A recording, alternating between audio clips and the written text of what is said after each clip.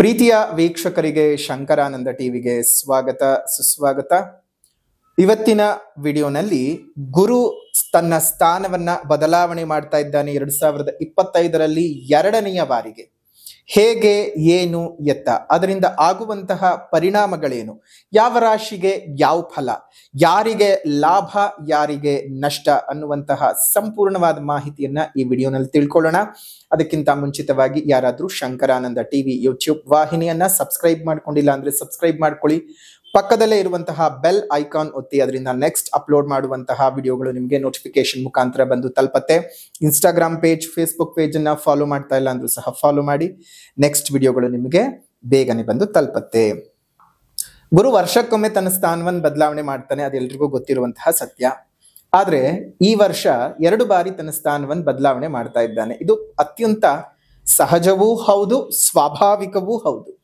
ಗ್ರಹಗಳು ತಮ್ಮ ಒಂದು ಸಂಚಾರದ ಪರಿಮಿತಿಯ ವೇಗವನ್ನ ಹೆಚ್ಚಿಸಿದಾಗ ಮತ್ತು ಕೆಲವೊಮ್ಮೆ ನಿಧಾನವಾದಾಗ ಈ ರೀತಿಯಾಗಿರ್ತಕ್ಕಂತಹ ಅತಿ ಶೀಘ್ರ ಸಂಚಾರ ಅಥವಾ ನಿಧಾನ ಸಂಚಾರ ಎರಡೂ ಸಹ ಆಗತ್ತೆ. ಉದಾಹರಣೆಗೆ ತಿಥಿಗಳನ್ನ ನಾವು ಚಂದ್ರನ ಮೇಲೆ ಲೆಕ್ಕಾಚಾರ ಮಾಡ್ತೀವಿ. ಚಂದ್ರ ಶೀಘ್ರ ಸಂಚಾರಿಯಾಗಿದ್ದಾಗ ಒಂದೇ ದಿವಸ 2 ತಿಥಿಗಳು ಮುಗಿಯುತ್ತವೆ.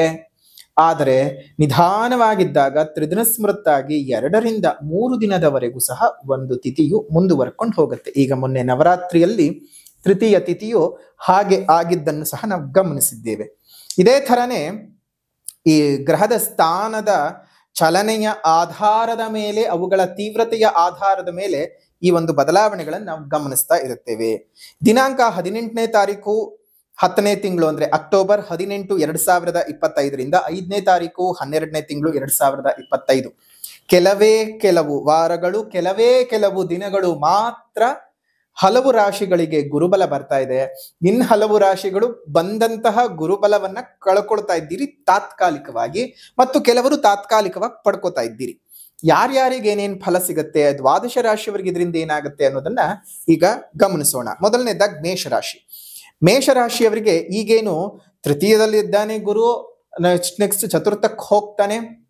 ಚತುರ್ಥಕ್ಕೆ ಹೋದ್ರೂ ಸಹ ನಿಮ್ಗೇನು ಗುರುಬಲ ಇದೆ ಅಂತಲ್ಲ, ಸಂಪೂರ್ಣವಾದ ಗುರುಬಲ ಅಲ್ಲದೆ ಇದ್ದರೂ ಸಹ ನಿಮ್ಗೆ ಕೆಲ ವಿಚಾರಗಳಲ್ಲಿ ಬಹಳ ಅನುಕೂಲತೆಗಳು ಉಂಟಾಗುತ್ತೆ. ನೋಡಿ, ಉಚ್ಚನಾಗಿ ಹೋಗ್ತಾ ಇರುವಂತದ್ದು ಕರ್ಕಾಟಕ ರಾಶಿ ಗುರುವಿಗೆ ಉಚ್ಚ ಸ್ಥಾನವಾದ್ರಿಂದ ಗುರುಬಲವಿಲ್ಲದೆ ಇದ್ದರೂ ಸಹ ಗುರುವಿನ ಅನುಗ್ರಹ ಅಂತೂ ಪ್ರತಿ ರಾಶಿಗೂ ಇದ್ದೇ ಇರುತ್ತೆ. ಕೆಲವೊಬ್ಬರಿಗೆ 100% ಒಳ್ಳೆಯದು ಅಥವಾ 100% ಕೆಟ್ಟದ್ದು 100% ನಡೆದೇ ಇದ್ದರೂ ಸಹ ಒಂದಷ್ಟು ಕಡಿಮೆ ತನ್ನ ಒಂದಷ್ಟು ಪ್ರತಿಶತವನ್ನ ಕಡಿಮೆ ಮಾಡ್ಕೊಳ್ತಾನೆ, ಒಂದು ಕೆಟ್ಟ ಪ್ರಭಾವಗಳನ್ನ ಗುರು. ಸೊ ಹಾಗಾಗಿ ಈ ಒಂದು ವಿಷಯವನ್ನ ಗಮನಿಸೋದಾಯ್ತು ಅಂತ ಹೇಳಿದ್ರೆ, ಮೇಷರಾಶಿಯವರಿಗೆ 4ನೇ ಮನೆಗೆ ಒಂದು ಪ್ರವೇಶ ಮಾಡ್ತಾ ಇರ್ತಕ್ಕಂತಹ ಗುರುವು ತನ್ನ ಕರ್ಮಸ್ಥಾನದ ಮೇಲೆ ವೀಕ್ಷಣೆ ಬೀಳೋದ್ರಿಂದ ಒಂದಷ್ಟು ಕೆಲಸ ಕಾರ್ಯಗಳಲ್ಲಿ ಬಹಳ ಪ್ರಗತಿ ಅನ್ನೋದು ಉಂಟಾಗುತ್ತೆ. ಕುಟುಂಬ ಸ್ಥಾನದಲ್ಲಿದ್ದಂತಹ ಅನೇಕ ತೊಂದರೆ, ತಾಪತ್ರಯಗಳು, ಮಾನಸಿಕವಾದಂತಹ ಚಿಂತೆಗಳು ಅವೆಲ್ಲವೂ ಸಹ ನಿವಾರಣೆ ಆಗುತ್ತೆ. ಜೊತೆಗೆ ಉಚ್ಚ ಗುರುವಾಗಿರೋದ್ರಿಂದ ತುಂಬಾ ದಿವಸಗಳ ನಿಮ್ಮ ಕನಸು ನನಸಾಗತಕ್ಕಂತಹ ಶುಭ ಸಂದರ್ಭಗಳು ಬರುತ್ತೆ. ಮೇಷರಾಶಿಯವರಿಗೆ ಪ್ರತಿಯೊಬ್ಬರೂ ಅಷ್ಟೇ ದತ್ತಾತ್ರೇಯ ದೇವರ ಒಂದು ಪೂಜೆಯನ್ನು ಮಾಡ್ತಾ ಇರಿ, ದತ್ತಾತ್ರೇಯ ದೇವರ ಆರಾಧನೆಯನ್ನು ಮಾಡಿ, ಬಹಳ ಅನುಕೂಲವಾಗುತ್ತೆ. ಶುಭವಾಗ್ಲಿ, ಮಂಗಳವಾಗ್ಲಿ. ಇನ್ನು ವೃಷಭ ರಾಶಿಯವರಿಗೆ ಸದ್ಯಕ್ಕೆ 18ನೇ ತಾರೀಕು ಅಂದ್ರೆ 17ನೇ ತಾರೀಕಿನವರೆಗೂ ಸಹ ದ್ವಿತೀಯದಲ್ಲಿದ್ದಂತಹ ಗುರುವಿನ ಅನುಗ್ರಹವನ್ನ ಪಡ್ಕೊಂಡಿದ್ದೀರಿ. ತಾತ್ಕಾಲಿಕವಾಗಿ ಮಾತ್ರವೇ ನೀವು ಗುರುಬಲವನ್ನ ಕಳ್ಕೊಳ್ತಿದ್ದೀರಿ. ಧೈರ್ಯಗೆಡೋದು ಬೇಡ. ಅನುಕೂಲಗಳು ಹೆಚ್ಚಿಗೆ ಈ ಒಂದು ಸದ್ಯದ ಪ್ರಮಾಣದಲ್ಲಿ ಇಲ್ಲದೆ ಹೋದರೂ ಕೆಲವೊಂದು ವಿಚಾರಗಳಲ್ಲಿ ನಿಮಗೆ ಅನುಕೂಲತೆಗಳನ್ನ ಕೊಡ್ತಾನೆ. ಗುರುಬಲ ಕಳ್ಕೊಂಡ್ರು ಗುರುವಿನ ದೃಷ್ಟಿಯನ್ನ ನಾವು ಗಮನಿಸೋದಾಯ್ತು ಅಂತ ಹೇಳಿದ್ರೆ, ವೃಷಭ ರಾಶಿಯವರಿಗೆ ಸಪ್ತಮ ಸ್ಥಾನದ ಮೇಲೂ ಅದೇ ರೀತಿಯಾಗಿ ಭಾಗ್ಯಸ್ಥಾನದ ಮೇಲೂ ಗುರುವಿನ ದೃಷ್ಟಿ ಇರೋದ್ರಿಂದ ನಿಮಗೆ ಗುರುಬಲ ಹೋದರೂ ಸಹ ಚಿಂತೆ ಇಲ್ಲ. ಒಂದಷ್ಟು ಮದುವೆ ವಿಚಾರಗಳಲ್ಲಿ ಅನುಕೂಲಗಳಾಗುವಂತಹದ್ದು, ವ್ಯಾಪಾರ ವ್ಯವಹಾರಗಳಲ್ಲಿ ಇದ್ದಂತಹ ಅಡೆತಡೆಗಳು ನಿವಾರಣೆ ಆಗುತ್ತೆ. ತುಂಬಾ ದಿವಸಗಳಿಂದ, ವರ್ಷಗಳಿಂದ ಮದುವೆಗೆ ಅಂತ ಹುಡುಕಿ ಹುಡುಕಿ ಹುಡುಕಿ ಯಾವುದು ಸಹ ಸೆಟ್ ಆಗ್ತಾ ಇಲ್ಲ ಅಂದ್ರೆ ಈ ವರ್ಷ ಸೆಟ್ ಆಗ್ತಕ್ಕಂತಹದ್ದು. ಹೀಗೆ ಹಲವಾರು ವಿಚಾರಗಳಲ್ಲಿ ಅನುಕೂಲತೆಗಳನ್ನ ಪಡ್ಕೊಳ್ಳೋದಕ್ಕೆ ಸಾಧ್ಯವಿದೆ. ಪಾಸಿಟಿವ್ ಆಗೇ ಇದೆ. ವೃಷಭ ರಾಶಿಯವರೆಗೂ ಸಹ ನೀವು ಸಹ ದತ್ತಾತ್ರೇಯ ಚರಿತ್ರೆಯನ್ನ ಪಾರಾಯಣ ಮಾಡಿ ಅಥವಾ ಓಂ ದ್ರಾಂ ದತ್ತಾತ್ರೇಯಾಯ ನಮಃ ಅನ್ನುವಂತಹ ಮಂತ್ರವನ್ನ ಪ್ರತಿನಿತ್ಯ ಪಠಣ ಮಾಡ್ತಾ ಇರಿ. ಶುಭವಾಗ್ಲಿ. ಇನ್ನು ಮಿಥುನ ರಾಶಿಯವರಿಗೆ ಅಂತ ಬಂದಾಗ ಜನ್ಮಗುರು ನರೋದುಃಖಂ ಅಂತ ಹೇಳ್ತಾರೆ. ಜನ್ಮಕ್ಕೆ ಗುರು ಬಂದಾಗ ಬಹಳಷ್ಟು ದುಃಖಗಳನ್ನ ಕೊಡ್ತಾನಂತೆ. ಈಗ ತಾತ್ಕಾಲಿಕವಾಗಿ ನಿಮಗೆ ಗುರುಬಲ ಬರ್ತಾ ಇದೆ. ತಾತ್ಕಾಲಿಕವಾಗಿ ಬರ್ತಾ ಇರತಕ್ಕಂತಹ ಗುರುಬಲ ನಿಮಗೆ ಬಹಳ ಅನುಕೂಲತೆಗಳನ್ನ, ಇರುವಂತಹ ಅನೇಕ ತೊಂದರೆ ತಾಪತ್ರಗಳನ್ನ, ರೋಗಗಳನ್ನ, ರುಜಿನಗಳನ್ನ ನಿವಾರಣೆ ಮಾಡಿ ನಿಮ್ಮ ಬದುಕಿನಲ್ಲಿ ಒಂದು ಹೊಸ ಬೆಳಕನ್ನ, ಹಣಕಾಸಿನ ಅಭಿವೃದ್ಧಿ, ಆರ್ಥಿಕ ಬೆಳವಣಿಗೆ, ಒಂದು ಕೆಲಸ ಇಲ್ಲದೆ ಒದ್ದಾಡ್ತಾ ಇದ್ದಂಥವ್ರಿಗೆ ಕೆಲಸಗಳು ಸಿಗುವಂತಹದ್ದು, ಶುಭ ಕಾರ್ಯಗಳು. ಮೇಯ್ನ್ ಆಗಿ ನಿಮಗೆ ಈ ಒಂದು ತಿಂಗಳಲ್ಲಿ ಅಕ್ಟೋಬರ್ 18ನೇ ತಾರೀಕಿನಿಂದ ಒಂದು ಡಿಸೆಂಬರ್ 5ನೇ ತಾರೀಕಿನವರೆಗೂ ಈ ಭಾಗ ಏನಿದೆಯಲ್ಲ, ಈ ಒಂದು ಭಾಗದಲ್ಲಿ ಹಣಕಾಸಿನ ವಿಚಾರದಲ್ಲಿ ಬಹಳ ಅನುಕೂಲ, ಆರೋಗ್ಯದ ವಿಚಾರದಲ್ಲಿ ಮಿಥುನ ರಾಶಿಯವರಿಗೆ ಬಹಳ ಅನುಕೂಲ. ಅದ್ ನೀವು ದಕ್ಷಿಣಾಮೂರ್ತಿ ವರ್ಣಮಾಲಾ ಸ್ತೋತ್ರದ ಪಠಣವನ್ನು ಮಾಡ್ತಾ ಬನ್ನಿ. ಪ್ರತಿನಿತ್ಯನೂ ಅಷ್ಟೇ ದಕ್ಷಿಣಾಮೂರ್ತಿ ವರ್ಣಮಾಲಾ ಸ್ತೋತ್ರದ ಪಠಣವನ್ನು ಮಾಡುವುದರಿಂದ ಇನ್ನಷ್ಟು ಹೆಚ್ಚಿನ ಶುಭ ಫಲಗಳನ್ನ ಪಡ್ಕೊಳ್ಳೋದಕ್ಕೆ ಸಾಧ್ಯ ಇದೆ. ಇನ್ನು ಕಟಕ ರಾಶಿಗೆ ಬರ್ತಾ ಇರೋದ್ರಿಂದ ಆಗ್ಲೇ ಹೇಳಿದಾಗೆ ಜನ್ಮಗುರು ನರೋದುಃಖಂ ಅನ್ನುವ ಹಾಗೆ ನಿಮಗೂ ಸಹ ಜನ್ಮ ಗುರು ಬಂದ್ರು ಇಲ್ಲಿ ನಿಮಗೆ ದುಃಖ ಕೊಡೋದು ಸ್ವಲ್ಪ ಕಡಿಮೆನೆ ಆಗ್ತದೆ. ಕಾರಣ ಉಚ್ಚ ಸ್ಥಾನಕ್ಕೆ ಬಂದಿರೋದ್ರಿಂದ ನಿಮ್ಗೆ ಅಂತಹ ತಾಪತ್ರಯಗಳನ್ನ ಏನು ಕೊಡೋಕ್ ಸಾಧ್ಯ ಇಲ್ಲ. ಅನುಕೂಲಗಳು ಅಂತಾನು ಏನೂ ಇಲ್ಲ. ನಥಿಂಗ್ ಗೈನ್ ನಥಿಂಗ್ ಲಾಸ್ ಅನ್ನುವಂತಹ ರೀತಿ ಹೋಗುತ್ತೆ. ಶುಭ ಏನು ಅಂದ್ರೆ ಶುಭ ಕಾರ್ಯಗಳಲ್ಲಿ ಭಾಗವಹಿಸ್ತೀರಿ, ಶುಭ ಘಟನೆಗಳು ನಡೆಯುತ್ತೆ. ಅಥವಾ ಯಾರಿಗಾದ್ರೂ ಮದುವೆ ವಯಸ್ಸಿಗೆ ಬಂದಿರುವಂತವ್ರಿಗೆ ಮದುವೆ ಆಗಿದ್ವೆ, ಈ ರೀತಿ ಶುಭ ಘಟನೆಗಳು ನಿಮ್ಮ ಬದುಕಿನಲ್ಲಿ ನಡೆಯುವಂತಹ ಚಾನ್ಸಸ್ ಕಟಕ ರಾಶಿಯವರಿಗೆ ಜಾಸ್ತಿ ಇದೆ. ಏನೋ ತುಂಬಾ ದೊಡ್ಡ ದೊಡ್ಡ ಮಟ್ಟದಲ್ಲೆಲ್ಲ ಲಾಭಗಳಾಗತ್ತೆ ಅನ್ನುವಂತಹದ್ದು ಏನೂ ಇಲ್ಲ. ಒಂದಷ್ಟು ಅನಾನುಕೂಲಗಳು ಅಥವಾ ಅನುಕೂಲಗಳು ಅನ್ನೋದಕ್ಕಿಂತ ಸಮಾನಾಂತರವಾಗಿ ಹೋಗುತ್ತೆ. ಯೋಚನೆ ಮಾಡುವಂತಹ ಅವಶ್ಯಕತೆ. ಬೇರೆ ಬೇರೆ ಗ್ರಹಗಳ ಬಲಾನುಬಲಗಳಿದೆ. ಶುಭವಾಗ್ಲಿ. ಅದೇ ರೀತಿಯಾಗಿ ನೀವು ಸಹ ದಕ್ಷಿಣಾಮೂರ್ತಿ ದೇವರ ಪೂಜೆಯನ್ನು ಮಾಡ್ತಾ ಇರಿ, ತುಂಬಾ ಒಳ್ಳೇದಾಗ್ಲಿ. ಇನ್ನು ಸಿಂಹರಾಶಿಯವರಿಗೆ 12ನೇ ಮನೆಗೆ ಬರ್ತಾನೆ. ತಾತ್ಕಾಲಿಕವಾಗಿ ನೀವು ಗುರುಬಲವನ್ನ ಕಳ್ಕೊಂಡು ಬಹಳ ಚಿಂತಾಕ್ರಾಂತವಾಗಬೇಕಾಗ್ತದೆ. ಒಂದಷ್ಟು ದೇಹದಲ್ಲಿ ಅಸೌಕರ್ಯಗಳು ಉಂಟಾಗ್ತಕ್ಕಂತಹದ್ದು, ಮನೆಯಲ್ಲಿ ಅಶಾಂತಿಗಳು ಉಂಟಾಗ್ತಕ್ಕಂತಹದ್ದು, ದಿಢೀರಂತ ಆರೋಗ್ಯ ಕೈ ಕೊಡ್ತಕ್ಕಂಥದ್ದು, ಸೋಮಾರಿತನ ಜಾಸ್ತಿ ಆಗುವಂತಹದ್ದು, ಕೆಲಸ ಕಾರ್ಯಗಳಲ್ಲಿ ಹಿನ್ನಡೆಯನ್ನ ನೋಡ್ತೀರಿ. ಜೊತೆಗೆ ರಾಶಿಯಲ್ಲೇ ಇರ್ತಕ್ಕಂತಹ ಕೇತು, ಜೊತೆಗೆ ನಿಮ್ಗೆ ರಾಷ್ಟ್ರಾಧಿಪತಿಯಾಗಿರತಕ್ಕಂತಹ ಒಂದು ರವಿಯೂ ಸಹ ನಿಮಗೆ ನೀಚನಾಗಿ ಇದ್ದಾನೆ ಈಗ. ಸೊ ವ್ಯಯದಲ್ಲಿರುವಂತಹ ಉಚ್ಚಗುರು ಜೊತೆಗೆ ರಾಷ್ಟ್ರಾಧಿಪತಿ ನೀಚನಾಗಿರುವಂತಹದ್ದು ನಿಮಗೆ ಬಹಳ ಅನಾನುಕೂಲಗಳೇ ಹೆಚ್ಚಿಗೆ ಇದ್ದಾವೆ. ಈ ಒಂದು ತಿಂಗಳಿನ ಸಮಯದಲ್ಲಿ ಬಹಳ ಜಾಗೃತೆಯಾಗಿರ್ಬೇಕು, ಹುಷಾರಾಗಿರಿ. ಜೊತೆಗೆ ದತ್ತ ಚರಿತ್ರೆಯನ್ನು ಪಾರಾಯಣ ಮಾಡಿ. ಶುಭವಾಗ್ಲಿ. ಇನ್ನು ಕನ್ಯಾ ರಾಶಿಯವರಿಗೆ 11ನೇ ಮನೆ ಲಾಭಸ್ಥಾನಕ್ಕೆ ಬರ್ತಕ್ಕಂತಹ ಗುರು, ಸಂಪೂರ್ಣ ಗುರುಬಲ, ಬಹಳ ಒಳ್ಳೇದಾಗ್ತಕ್ಕಂತಹ ಸೂಚನೆಗಳು. ಮಕ್ಕಳಿಲ್ಲದೆ ಇದ್ದಂಥವ್ರಿಗೆ ಮಕ್ಕಳಾಗತಕ್ಕಂತಹದ್ದು. ಅದೇ ರೀತಿಯಾಗಿ ಬಹಳ ದಿವಸಗಳು ಇದೆಷ್ಟೋ ಕಣ್ಣಲ್ಲಿ ನೀರು ಹಾಕ್ಬಿಡ್ತೀರಿ. ಎಷ್ಟೋ ಜನ IVF ಅಂತ ಹೋಗಿರ್ತೀರಿ, IVU ಕೆಲವೊಂದು ಏನೇನೋ ಮಾಡಿಸ್ಕೊಂಡ್ರು ಸಹ ನಿಮ್ಗೆ ಮಕ್ಕಳಾಗ್ತಾ ಇರೋದಿಲ್ಲ. ದೇವರು ದಿಂಡ್ರು ಪೂಜೆ ಪುನಸ್ಕಾರಗಳು ಎಲ್ಲಾ ಕಡೆ ಹೋಗಿನೂ ತಿರುಗಿದ್ರು ಮಕ್ಕಳಾಗ್ತಿಲ್ಲ ಅಂತ ಯೋಚನೆ ಮಾಡ್ತಾ ಇರ್ತಕ್ಕಂಥವ್ರಿಗೆ ಈ ಒಂದು ಕಾಲ ಬಹಳ, ಕನ್ಯಾ ರಾಶಿನಲ್ಲಿ ಹುಟ್ಟಿರ್ತಕ್ಕಂಥವ್ರಿಗೆ ಸಂತಾನಕ್ಕೆ ಸಂಬಂಧಪಟ್ಟ ಹಾಗೆ ಬಹಳ ಶುಭವಾಗಿದೆ. ಹಣಕಾಸಿನ ಅಭಿವೃದ್ಧಿ ಆಗುತ್ತೆ. ಒಂದಷ್ಟು ಕಷ್ಟಗಳು ಕಳೆದು ಸುಖಗಳು ಬರತಕ್ಕಂತಹ ಒಂದು ದಿನಗಳು ಅಂತಾನೆ ಹೇಳಬಹುದು. ಈ ದಿನಗಳು ಗುರುವಿನ ಅನುಗ್ರಹ ಸಂಪೂರ್ಣವಾಗುತ್ತೆ. ನಿಮ್ಮ ಇಷ್ಟದ ಗುರುವಿನ ಅನುಗ್ರಹವನ್ನ ಪಡ್ಕೊಳ್ಳಿ. ನೀವು ಯಾರು ಗುರು ಅಂತ ಭಾವಿಸ್ತೀರೋ ಆ ಗುರುಗಳನ್ನ ಸೇವೆ ಮಾಡಿ, ಅವ್ರಿಗೆ ಬೇಕಾಗಿರತಕ್ಕಂತಹ ಒಂದು ಅನುಕೂಲತೆಗಳನ್ನ ನೀವು ಮಾಡ್ಕೊಡ್ತಾ ಬನ್ನಿ. ಎಲ್ಲವೂ ಸಹ ಒಳ್ಳೇದಾಗ್ಲಿ. ನಿಮ್ಮ ಜೀವನನೂ ಸಹ ಬೆಳಕಾಗುತ್ತೆ. ಗುರು ಆಶೀರ್ವಾದವನ್ನ ಪಡ್ಕೊಳ್ಳಿ. ಇನ್ನು ತುಲಾರಾಶಿನಲ್ಲಿ ಹುಟ್ಟಿರ್ತಕ್ಕಂಥವ್ರಿಗೆ ಕರ್ಮಸ್ಥಾನಕ್ಕೆ ಬರ್ತಾ ಇರತಕ್ಕಂತಹ ಗುರುವು ಜೊತೆಗೆ ಚತುರ್ಥ ಸ್ಥಾನದ ವೀಕ್ಷಣೆಯನ್ನು, ಅದೇ ರೀತಿಯಾಗಿ ಧನಸ್ಥಾನದ ವೀಕ್ಷಣೆಯನ್ನು ಸಹ ಮಾಡ್ತಾ ಇದ್ದಾನೆ. ಇದರಿಂದ ಅನುಕೂಲಗಳೇನಾಗುತ್ತೆ ಅಂದ್ರೆ, ಮೊದಲನೇದಾಗಿ ತುಲಾರಾಶಿಯವರಿಗೆ ಒಂದ್ ಹಂತಕ್ಕೆ ಈಗ್ಲೂ ಗುರುಬಲ ಇದೆ, ಮುಂದಕ್ಕೂ ಸಹ ಗುರುಬಲ ಬರತಕ್ಕಂಥದ್ದು, ಗುರುಬಲ ಇರತಕ್ಕಂಥದ್ದು. ವೃಷಭ ರಾಶಿಯವರ ಹಾಗೆ ಕಳ್ಕೋತಿಲ್ಲ, ನೀವು ಪಡ್ಕೋತಾ ಇದ್ದೀರಿ. ಅನುಕೂಲಗಳಂತೂ ತುಂಬಾ ಚೆನ್ನಾಗಾಗುತ್ತೆ. ಏನು ನಿಮ್ಮ ಹಿಂದೆ ತಿರುಗಿ ನೋಡುವಂತ ಅವಶ್ಯಕತೆ ಇಲ್ಲ. ಬಟ್ ಈ ಸಮಯದಲ್ಲಿ ಸ್ವಲ್ಪ ತಾಳ್ಮೆಯಾಗಿದ್ದು ರಿವೆಂಜ್ಗಳಿಗೆ ಹೋಗಬೇಡಿ. ಅವ್ರೇನೋ ನಮಗೆ ಮೋಸ ಮಾಡಿದ್ರು, ಅನ್ಯಾಯ ಮಾಡಿದ್ರು, ನನಗೆ ಇವಾಗ ಚೆನ್ನಾಗಿದೆ ಅಂತ ಅವ್ರ ಮೇಲೆ ಸವಾರಿ ಮಾಡಕ್ ಹೋಗೋದು ಬೇಡ. ಭಗವಂತ ನೋಡ್ಕೋತಾನೆ. ಅವ್ರವ್ರ ಕರ್ಮಗಳು ಅವ್ರವ್ರಿಗೆ ಅಂತ ಬಿಟ್ಟು ಬಿಡಬೇಕು. ಅವ್ರವ್ರ ಜೀವನಗಳು ಅವ್ರವ್ರಿಗೆ ಅಂತ ಬಿಟ್ಟು ಬಿಡಬೇಕು. ಯಾವುದೇ ಕಾರಣಕ್ಕೂ ಇನ್ನೊಬ್ಬರ ಮೇಲೆ ಸವಾರಿ ಮಾಡಕ್ ಹೋಗ್ಬೇಡಿ. ಸ್ವಲ್ಪ ತಾಳ್ಮೆಯಾಗಿರಿ. ನಿಮ್ಗೆ ಹಣಕಾಸಿನ ವಿಚಾರ ಅನುಕೂಲ ಆಗತ್ತೆ.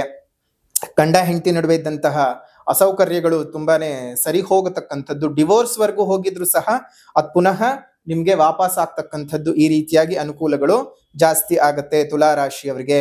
ಒಟ್ಟಾರೆ ತುಂಬಾ ಅನುಕೂಲಗಳಿದ್ದಾವೆ. ಒಂದ್ಸಲ ಗಾಣಗಾಪುರದ ದತ್ತಾತ್ರೇಯನ ದರ್ಶನವನ್ನು ಮಾಡ್ಕೊಂಡು ಬನ್ನಿ, ತುಂಬಾ ಅನುಕೂಲಗಳು ಇನ್ನೂ ಹೆಚ್ಚಿನ ರೀತಿಯಲ್ಲಿ ಪಡ್ಕೊಳ್ಳೋಕ್ ಸಾಧ್ಯ ಇದೆ. ಇನ್ನು ವೃಶ್ಚಿಕ ರಾಶಿ. ವೃಶ್ಚಿಕ ರಾಶಿಯವರಿಗೆ ಈಗ ಅಷ್ಟಮದ ಗುರುವಿನಿಂದ ಭಾಗ್ಯಸ್ಥಾನದ ಗುರುವಿಗೆ ಪ್ರಯಾಣ, ಅದರಲ್ಲೂ ಉಚ್ಚ ಸ್ಥಾನ. ನಿಮ್ಮ ಕಣ್ಣೀರಿಗೆ ಒಂದಿಷ್ಟು ಬ್ರೇಕ್ ಅನ್ನೋದು ಬರುತ್ತದೆ. ಮನೆಗಳಲ್ಲಿ ಅಭಿವೃದ್ಧಿ ಆಗತ್ತೆ. ಬಡತನ ಅನ್ನೋದು ನೀಗತ್ತೆ. ತುಂಬಾ ಪಾವರ್ಟಿಯಿಂದ ಬಳಲ್ತಾ ಇದ್ದು ನಮ್ಗೆ ತುಂಬಾ ಕಷ್ಟವಾಗ್ತಿದ್ದ ದಾರಿದ್ರ್ಯತೆ ಇದೆ ನಮ್ಮ ಬದುಕಿನಲ್ಲಿ ಅಂದ್ರೆ ಇಲ್ಲಿಂದ ಒಂದಿಷ್ಟು ಅನುಕೂಲಗಳು ಜಾಸ್ತಿ ಆಗುತ್ತೆ.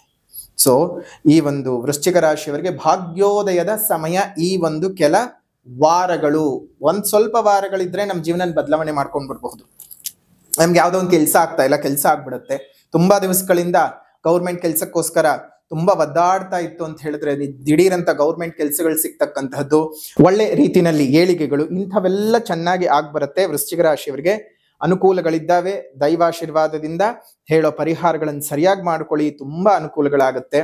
ಪ್ರತಿನಿತ್ಯ ದತ್ತಾತ್ರೇಯನ ಪ್ರಾರ್ಥನೆ ಮಾಡ್ತಾ ಬನ್ನಿ, ದತ್ತಾತ್ರೇಯರ ಪೂಜೆಯನ್ನು ಮಾಡ್ತಾ ಬನ್ನಿ, ಅಥವಾ ದಕ್ಷಿಣಾಮೂರ್ತಿ ದೇವರ ಪೂಜೆಯನ್ನು ಮಾಡ್ತಾ ಬನ್ನಿ, ತುಂಬಾ ಅನುಕೂಲಗಳು ಉಂಟಾಗ್ತವೆ. ಶುಭವಾಗ್ಲಿ.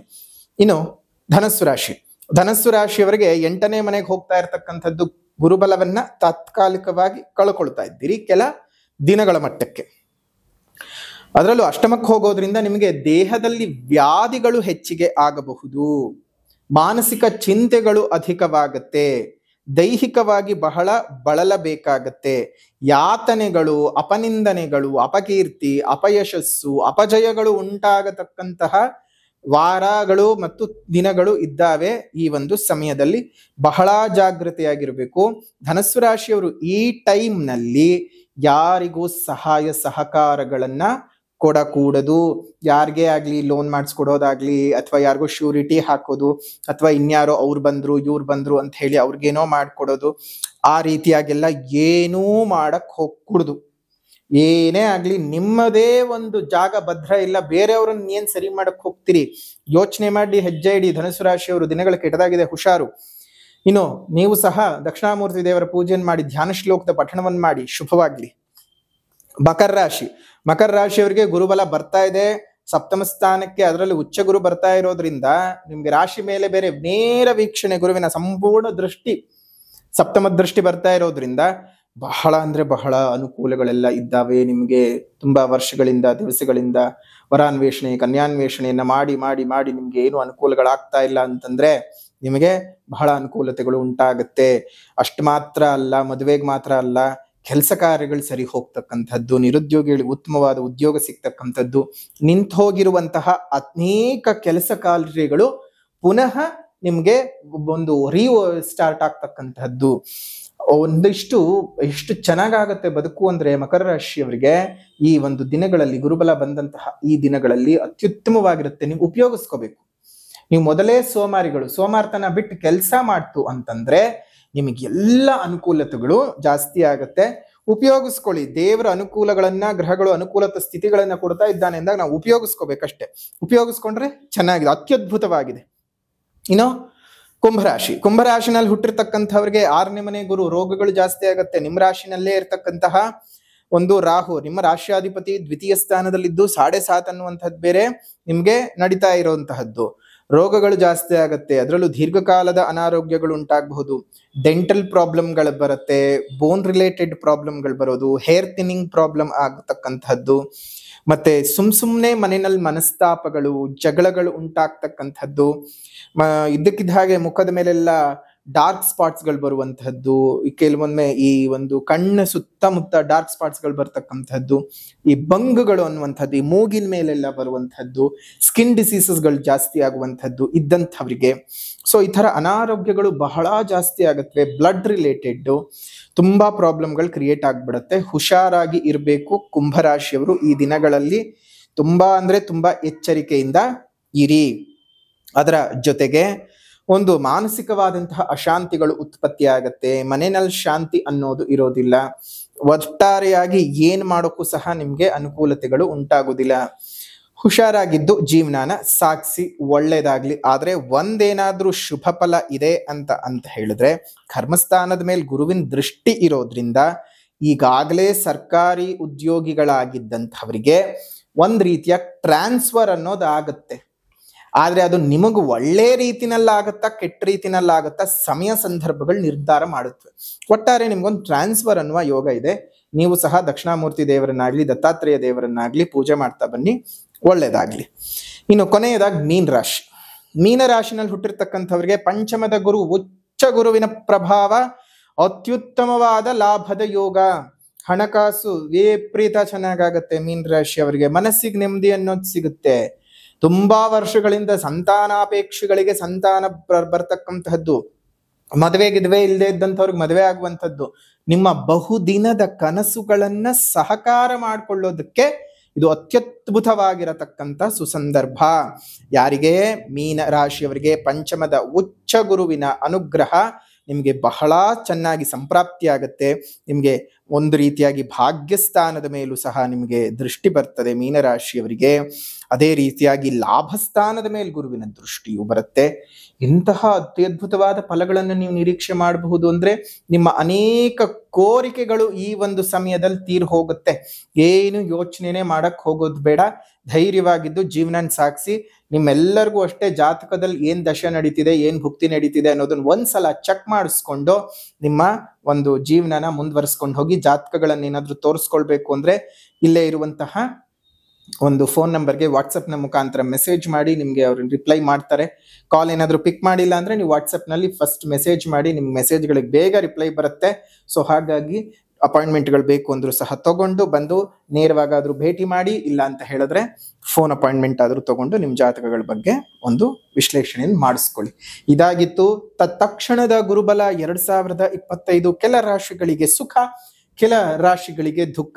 ವಿಡಿಯೋ ಇಷ್ಟ ಆಗಿದ್ರೆ ಲೈಕ್ ಮಾಡಿ, ಶೇರ್ ಮಾಡಿ, ಕಮೆಂಟ್ ಮಾಡಿ. ಮತ್ತೊಂದು ವಿಡಿಯೋನಲ್ಲಿ ಭೇಟಿ ಮಾಡ್ತೇವೆ. ಅಲ್ಲಿವರೆಗೂ ನಮಸ್ಕಾರ. ಲೋಕ ಸಮಸ್ತ ಸುಖಿನೋ ಭವಂತು, ಸಕಲ ಸನ್ಮಂಗಳಾನಿ ಭವಂತು, ಸರ್ವೇ ಜನಾಃ ಸುಖಿನೋ ಭವಂತು, ಸಮಸ್ತ ಸನ್ಮಂಗಳಾನಿ ಭವಂತು.